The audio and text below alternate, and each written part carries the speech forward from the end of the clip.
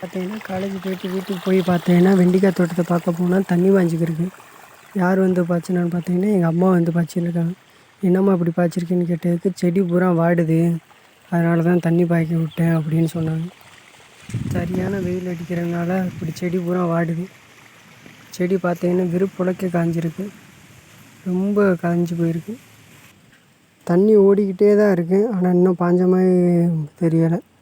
அந்த அளவுக்கு வெயில் அடிக்க விட்டு ஒரே தான் காஞ்சி போச்சு வயக்காடு வந்து. நானும் வெயிட் பண்ணி தான் பார்த்துக்கிட்டு இருக்கேன். சரி பாஞ்சிக்கிட்டே இருக்கும்னு பார்த்தா இன்னும் பாயவே காணும்.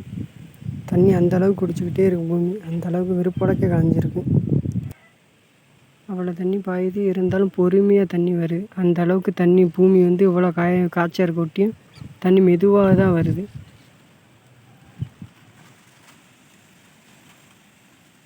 செடி வந்து பார்த்திங்கன்னா நல்லா கொழு கொழுன்னு இருந்த செடி இப்போ எவ்வளோ வாடி இருக்குன்னு இப்போ பாருங்கள்.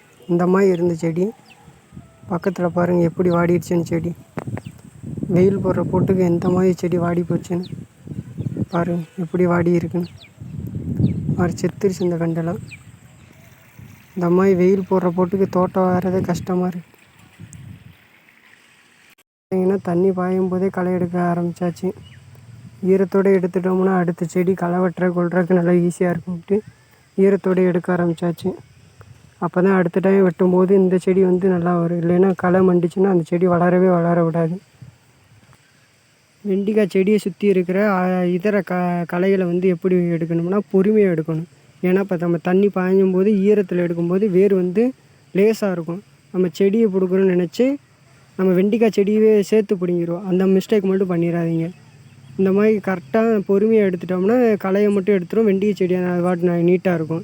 இந்த மாதிரி விவசாயம் சம்மந்தமான வீடியோ பார்க்க நம்ம சேனலை சப்ஸ்கிரைப் பண்ணுங்கள். பிடிச்சா லைக் பண்ணுங்கள்.